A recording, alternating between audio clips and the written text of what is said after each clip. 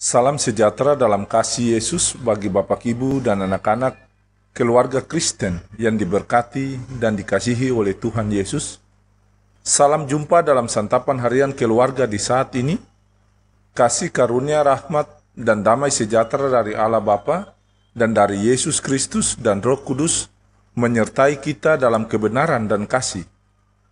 Sebelum kita membaca firman Tuhan dan mendengar santapan harian keluarga, mari kita berdoa.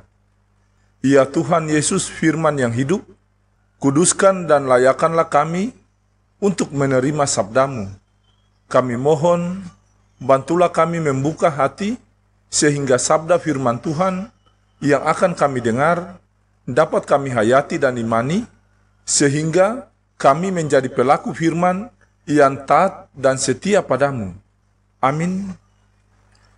Keluarga Kristen yang diberkati dan dikasihi oleh Tuhan, pembacaan firman Tuhan terambil dari Kisah Para Rasul pasal 6 ayat 1 sampai ayat yang ke-7.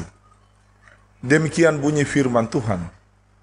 Pada masa itu, ketika jumlah murid makin bertambah, timbullah sungut-sungut di antara orang-orang Yahudi yang berbahasa Yunani terhadap orang-orang Ibrani, karena pembagian kepada janda-janda mereka diabaikan dalam pelayanan sehari-hari.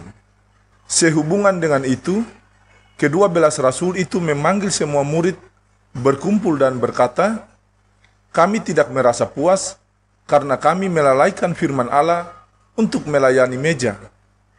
Karena itu, saudara-saudara, pilihlah 7 orang dari antaramu yang terkenal baik dan yang penuh Roh Kudus dan hikmat, supaya kami mengangkat mereka untuk tugas itu, dan supaya kami sendiri dapat memusatkan pikiran dalam doa dan pelayanan firman."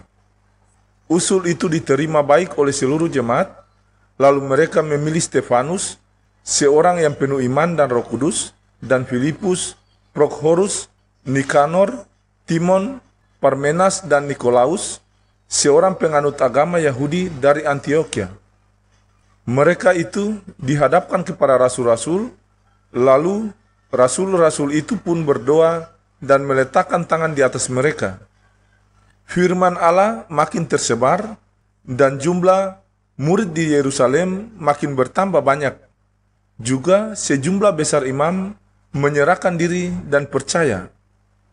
Demikianlah sabda firman Tuhan di saat ini.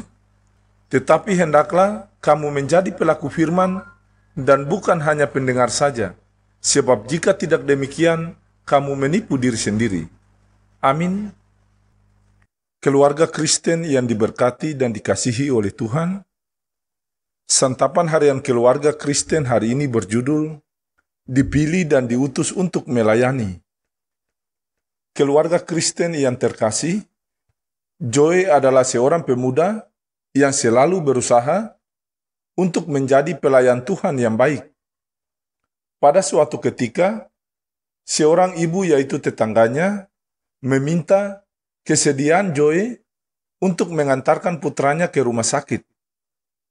Sebenarnya Joy sudah mempunyai rencana yang lain, tetapi ia tidak tahu bagaimana harus mengatakan hal itu.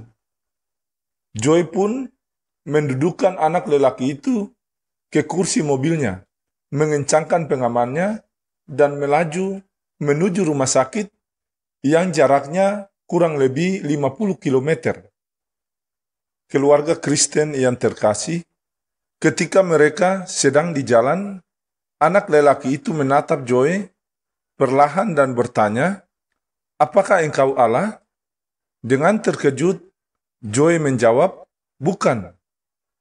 Anak lelaki itu melanjutkan, "Saya sering mendengar ibu berdoa dan memohon pertolongan Allah. Apakah engkau bekerja untuk Allah?"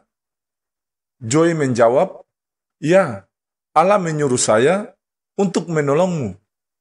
Joy merasa sangat senang bahwa dia dipilih dan dipercayakan oleh Allah untuk menolong sang anak kecil itu yang sementara menghadapi penderitaan sakit yang sangat serius. Keluarga Kristen yang diberkati, sejak itu Joy menghabiskan waktunya untuk menolong banyak orang yang sakit dan yang membutuhkan pertolongannya. Keluarga Kristen yang terkasih dalam Tuhan, ketika terjadi persungutan di antara orang Kristen Yahudi, karena para janda dan orang miskin di antara mereka sering terabaikan dalam pelayanan, maka kedua Rasul Yesus mengumpulkan semua murid dan meminta kesediaan mereka untuk membantu pelayanan kepada orang-orang miskin. Mereka pun memilih 7 orang dari antara mereka dan kemudian didoakan dengan penumpangan tangan dan diutus untuk membantu pelayanan. Keluarga Kristen yang diberkati dan dikasihi oleh Tuhan, kita semua sebenarnya adalah orang-orang yang sudah dipilih dan diutus oleh Tuhan Yesus untuk melayani sesama yang membutuhkan. Karena itu, lakukanlah dengan penuh kasih sayang. Ya Roh Kudus, mampukan keluarga kami untuk melayani pekerjaanmu.